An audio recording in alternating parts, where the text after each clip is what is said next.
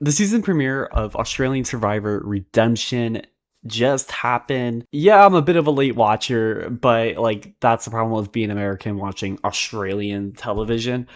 And now let's address the elephant in the room, David. There's a lot of fans online dunking on David, and I just think they are stupid. Like, why? Why? Like, it's completely out of David's control. Literally, like, he said yes to being hired, but he wasn't responsible for JLP being fired. Now, as much as I am a fan of JLP, I really think David has the sauce. You just got to give him a chance. I remember watching Jeff Probst in Borneo and watching JLP's first season.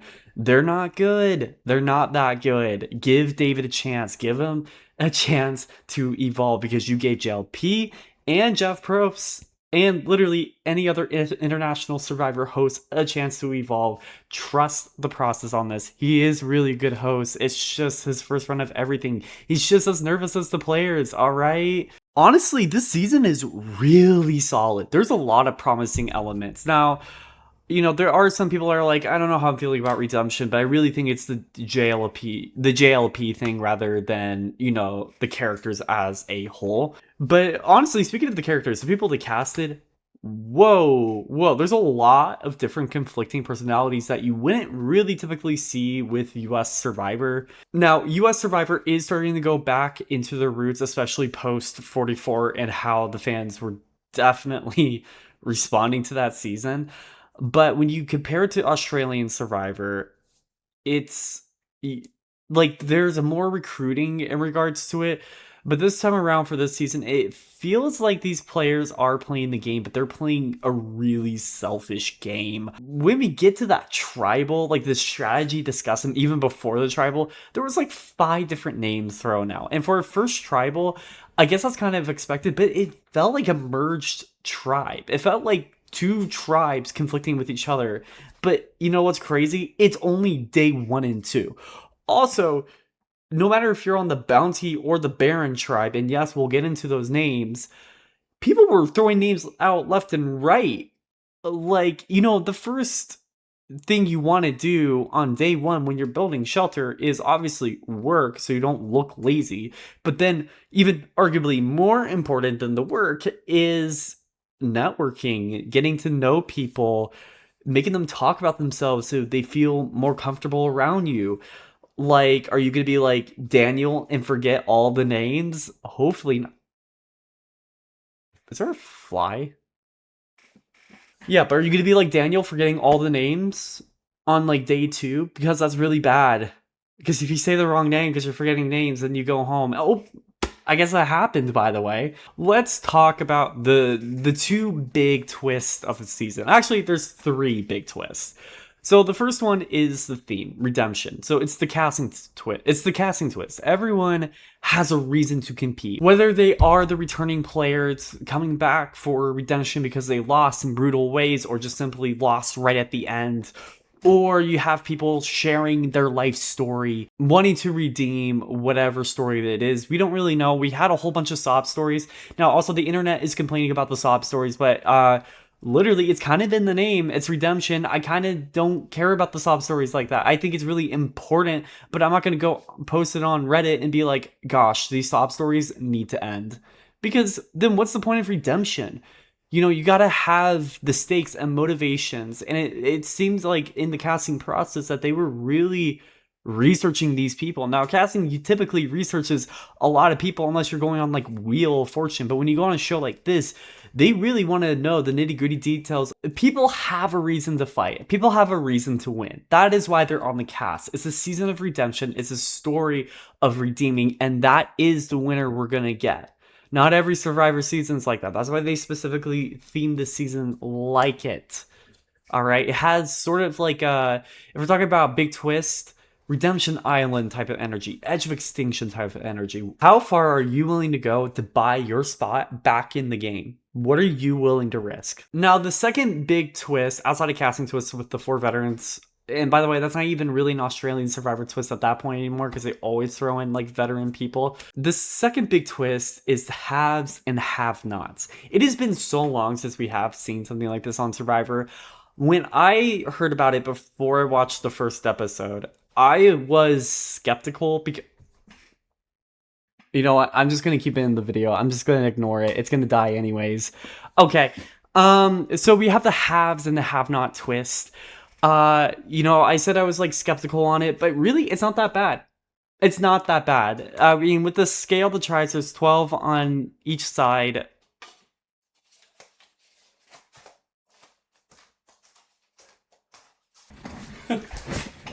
Okay, shout out the moth intermission, by the way. Yeah, so the haves and have-nots. I always get worried about it on Survivor. When it comes to like Big Brother, I think it's totally okay to have that kind of twist because they're all living in the same house together, and it can break down people even further when they do go hungry and give them motivation to actually perform well. But when it comes to Survivor, even if you're on the winning tribe, you're still starving.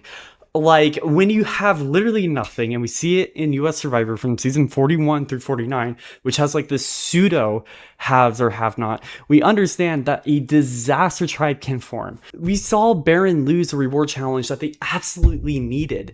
And the way that Bounty lost was crazy too. They lost literally by arrogance.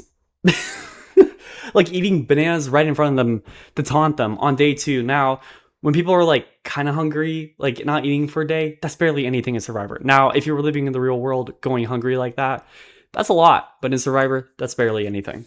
Did I even lock the door? I don't even remember I locked the door. And so the last big twist I want to talk about is the idol. We have a very US season 24-esque element happening here. It feels like the tribes are really kind of supposed to intertwine. They're really encouraging it, which I actually really appreciate that with Australian Survivor, because US Survivor, you kind of don't see it, even though the players, can have casual mat chats. These idols are really stressful in particular because you have to trust somebody that you don't know. It's literally an unknown. You don't know how they're going to act. So of course, Brooke was going to be told, being a former season 1 and 5 player. So why wouldn't she be told?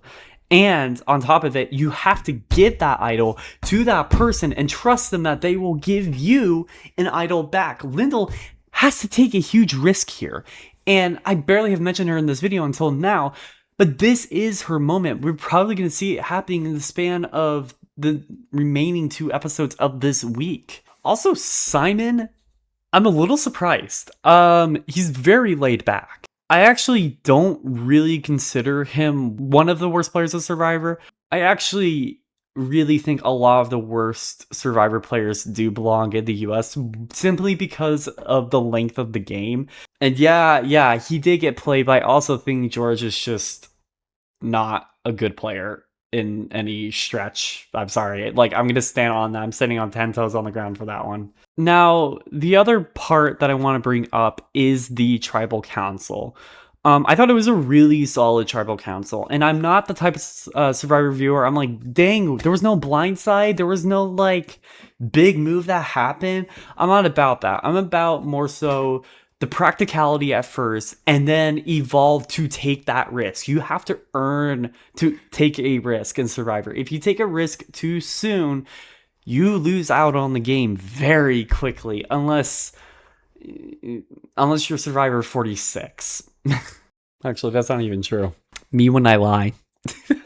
Yeah, the move made at Tribal Council really made a lot of sense. The editing made it feel more exciting because there was 5 names thrown out. But I really do think this cast does have a level head. A lot of people are saying this cast is crazy, and I just don't see it that way. I just see it as crazy editing over a crazy cast at the moment. Obviously, this cast has some crazy characters in it. Crazy moments for sure. A lot of people are kind of going out of their way to become the big dog, to like show that they are here to redeem themselves. But in the end, are they just gonna burn themselves? I don't know. We'll find out. It's only episode 1 of like 24 freaking episodes, by the way. And on top of that, non-elimination episodes, which also in the preview for episode 2, 3 because, you know, they kind of combine things together to kind of throw us off the scent. Why on earth do we see the Barren tribe at Tribal Council? I have a suspicion here. It's a non-elimination episode, and I think they want us to be upset in the moment, thinking that, oh my gosh, okay, so Barren is going to go to Tribal Council this week, either on episode 2 and 3, but I really have a suspicion that it is going to be a non-elimination, because if you check on the Wikipedia for Australian Survivor Redemption, that the first Tribal Council happened on day 2, not day 3, which I think a vote out swap will be happening, because Australian Survivor loves to do non-eliminations in that way. And I'm actually a pretty big fan of that twist. If it's used not so often, aka like every season ever for Australian Survivor, it was shocking at first, but then it's like the forced final four fire making.